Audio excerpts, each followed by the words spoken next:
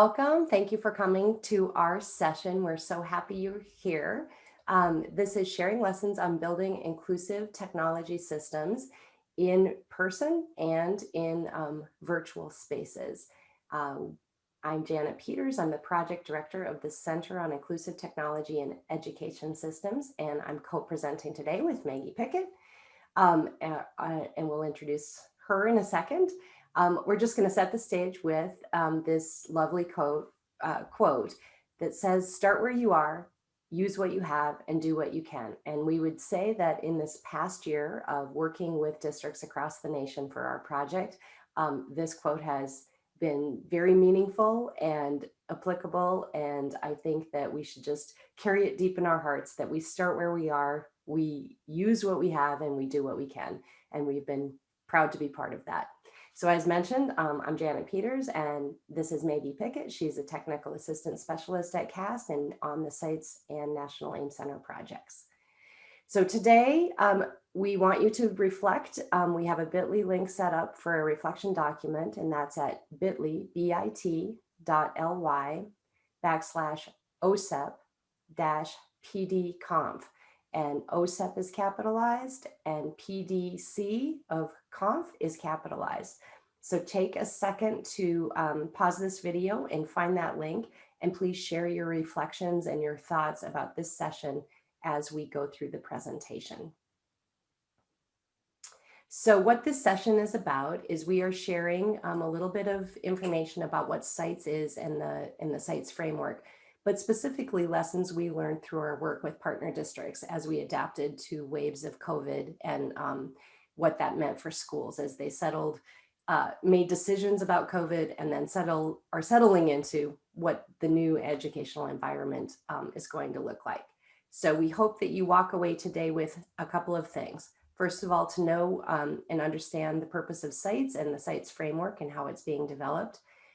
We're going to talk about some leadership practices that are used for effective technology planning and that transcend, meaning that they can work in all environments, in person, hybrid, and virtual, which is now, we think, going to be the new normal. And we're going to explore some of the tools and resources that CITES has developed that support district implementation of inclusive technology systems.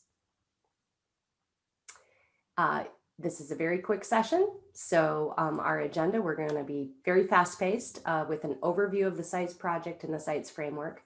We are going to share some stories and talk about what specifically has happened with our district partners. And we pulled out 3 districts to highlight, but our website has many more stories. And so this will give you an idea of how important inclusive technology systems are and how districts that responded and had that system set up really were able to pivot into that emergency remote learning last year, and it made a big difference. We're going to talk about tools and resources. And then finally, there is a chance for question and answer. It is asynchronous, so those questions and answers will be on that reflection sheet that I mentioned, and we'll bring that link up once more towards the end. So moving on, let's jump in and talk about CITES and the CITES framework. So CITES stands for the Center on Inclusive Technology and Education Systems. Obviously, we are an OSEP funded project, and we are very happy to be here and be part of the OSEP Technical Assistance and Dissemination Centers. Our goal at CITES is to increase the effective use of assistive technology, education technology, and information technology in districts by students with disabilities and their families. We do that by building the capacity of school districts to implement comprehensive and sustainable technology systems. We believe this helps students with disabilities in learning opportunities, but in effect helps all students when you have a very inclusive technology system. So we do this by creating a framework. Our framework, the center is very new. So we started in 2018 and basically had our first training with our partner districts and then COVID hit. So we had started with the framework shell and really used the National Education Technology Plan out of the U.S. Department of Education, Office of Education Technology. This plan has been vetted and used nationally.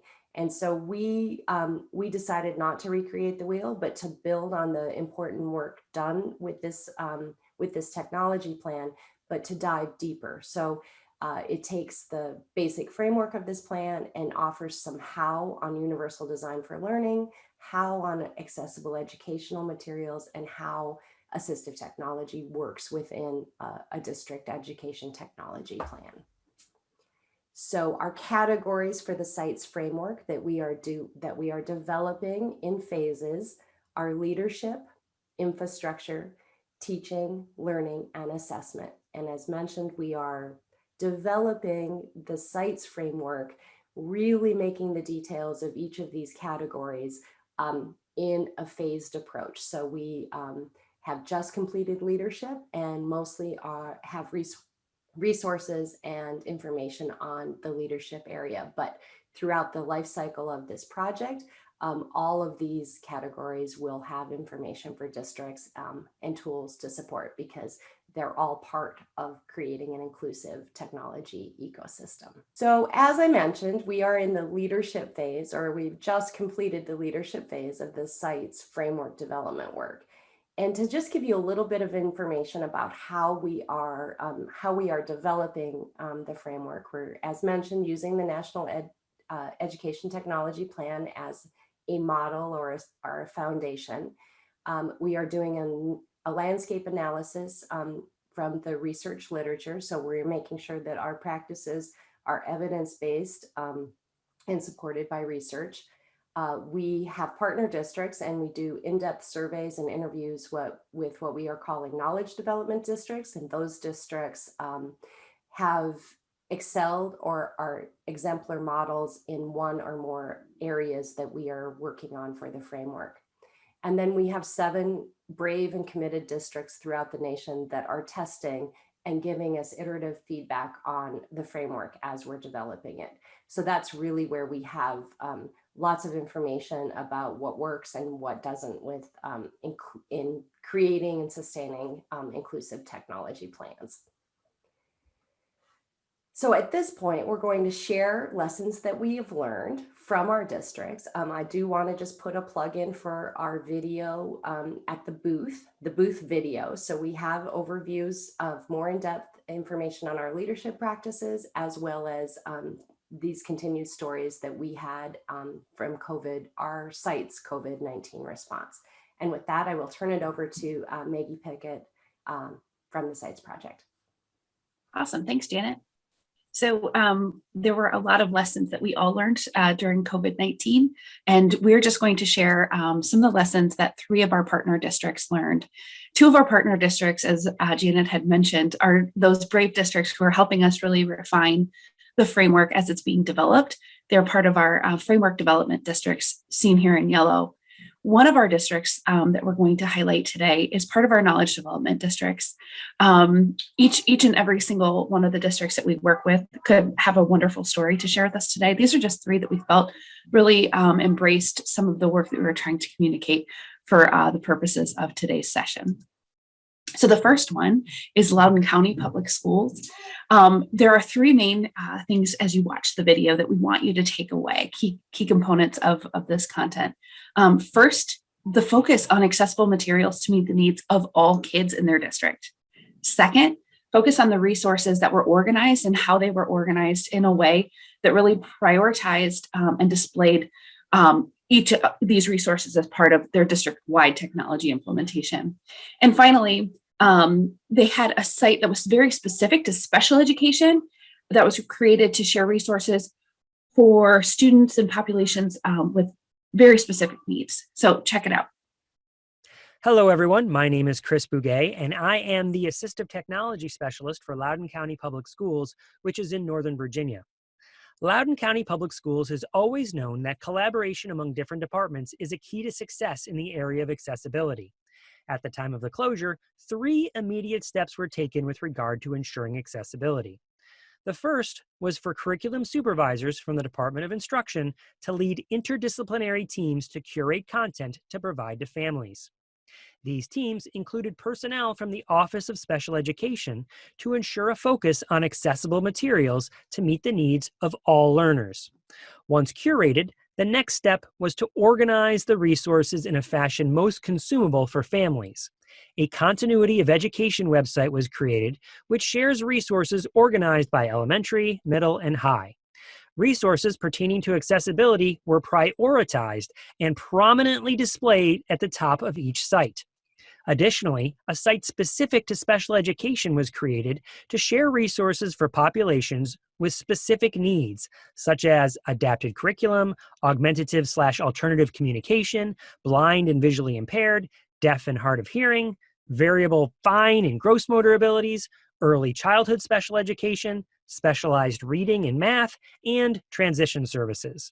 And that's how we've helped put accessibility and universal design for learning at the forefront of everything we do here in Loudoun County Public Schools. Now we have our second district, Weathersfield School District. Again, this is part of our framework development districts. So they came into working with us and are really focused on these practices as they are part of the SITES framework. A couple of things to really take away as you watch this next video. They wanted to make sure that to communicate how the SITES framework helped enhance their database decision-making cycle as they entered this COVID-19 pandemic and had a lot of decisions to make. Second, they formed a student engagement team to really help provide supports to families and students. Amazing. And third, they wanted to address that there were device gaps in the provision of their technology across their district. So check out this video. Hi, everyone. I'm Sarah Harris from the Weathersfield Schools in Weathersfield, Connecticut. I recently reread our SITES application, and boy, was that a time capsule. At the time, of course, we had no idea what was to come, as the very concepts of classroom and teaching and learning were to change in just a few months, swiftly, as we transitioned to first fully remote learning and then to hybrid learning this fall. Over the past 12 months, technology in our classrooms and the role of technology in our classrooms have certainly changed. However, technology still remains a vehicle for best practice instruction. Of course, it's a more important vehicle than ever at a time when many of our students can't physically be within the walls of our classrooms and our school buildings. But technology remains the vehicle for instruction and teaching and learning. This concept has been at the center of our work with the SITES program as a Weathersfield team. And when we met in the fall, we really used this concept to look at our current instructional technology vision for the district with a critical eye and to look at it through a critical lens. And as a team, we began tweaking and revising the language of our instructional technology vision to ensure that it really aligns with our team's focus and our district's focus, not so much on the technology and on what tools we have, but on the instructional goals and on our goal of providing equitable, high quality, inclusive, best practice instruction in all of our classrooms, pre-K through 12. As we look toward the future, our team will be really diving into data. So we have a lot of data. We've collected usage data. We've collected qualitative data from teachers on how they're using technology in their classrooms and what they're using now, especially in this time when so many tools are being used across our district. And so our goal will be to start looking at that data and thinking about that data as a team and thinking about how we can use that data to make data-driven decisions going forward. About what kind of technology we should have in our classrooms and how we implement that technology at different levels.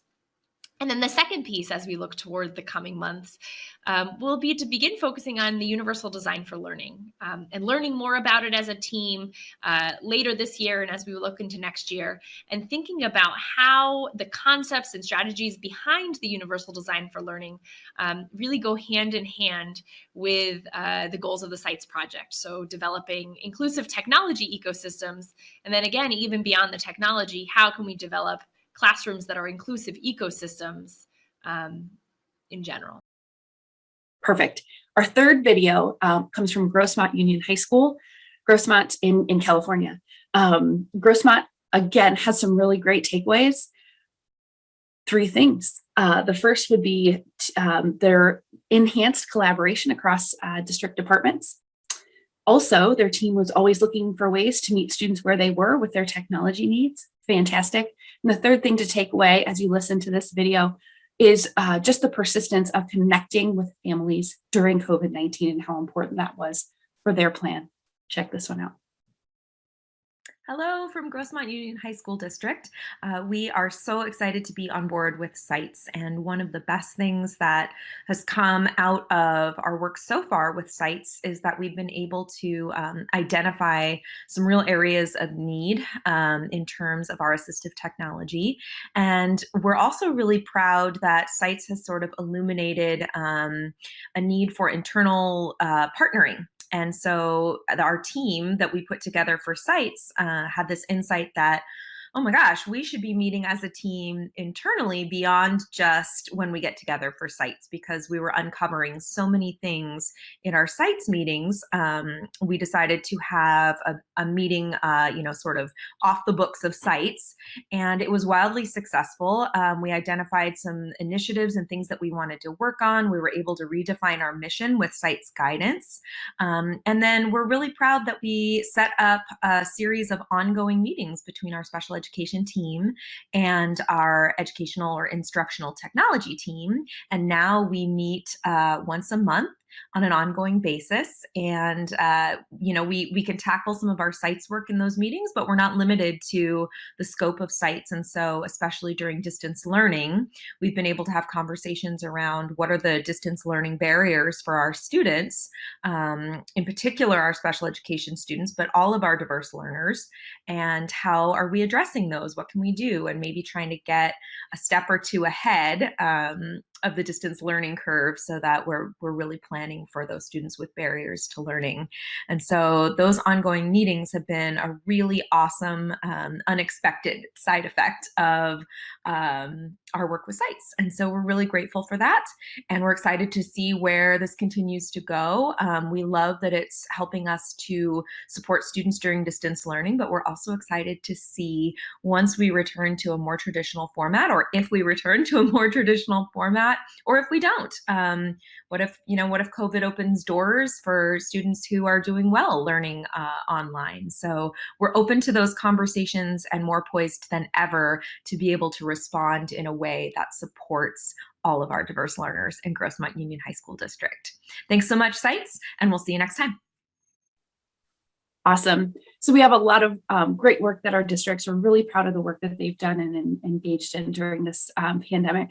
And as they continue to refresh and refine their systems, we continue to offer them, especially our framework development districts, ways to and tools and resources to interact to really help them refine in that refining process. So I'm going to toss it over to Janet, and she's going to kind of highlight some of those tools and resources that we've offered to our districts. Thanks, Maggie. And as Maggie said, we are so honored to work with our districts. It's always been inspiring to see educators at work, but I think through the COVID-19 pandemic and watching the creativity and the resourcefulness of these districts has just been really inspirational. So some of the tools that we've worked on through Sites that we believe have helped districts with that process of creating an inclusive technology ecosystem that then also helped with the COVID-19 pivot.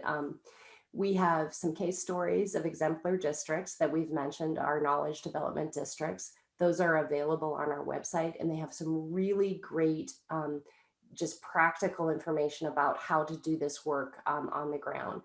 The one highlighted in the image that you see on the screen is how inclusive technology ecosystems supported the shift to remote learning. So this is exactly what we were talking about at Sites on how doing this work actually prepared districts for the crisis that we all felt.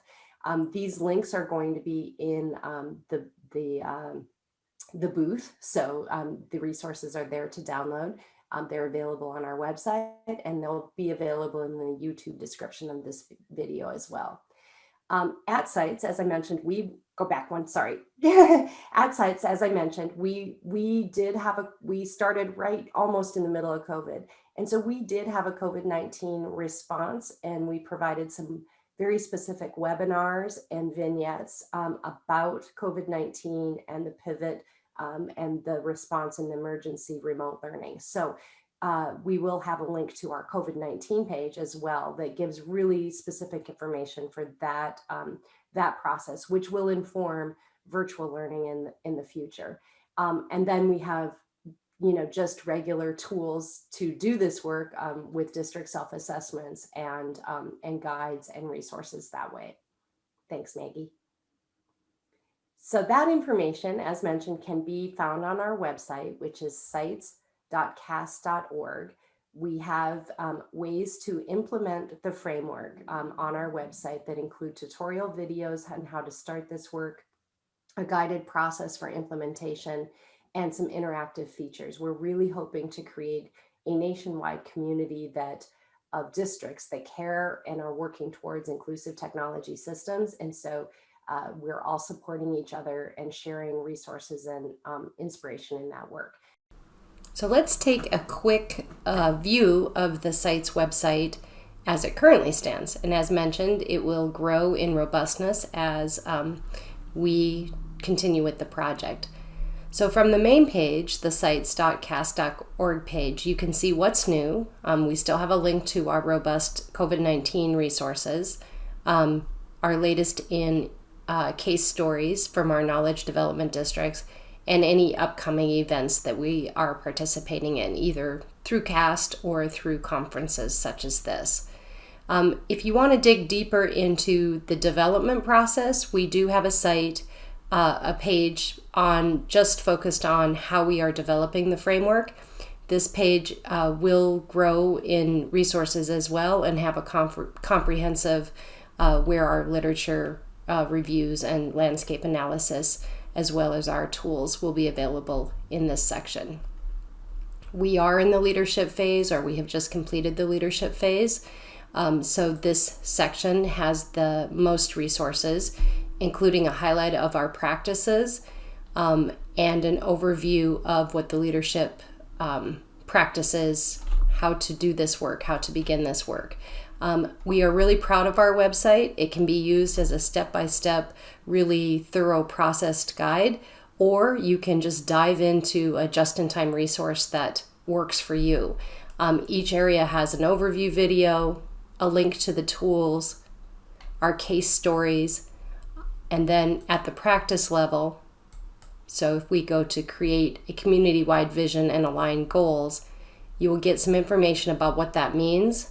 Again, a tutorial video, the tools, resources from the field, vignettes and stories for inspiration, and a practical guide from our districts, and then the supporting research for the evidence-based practice.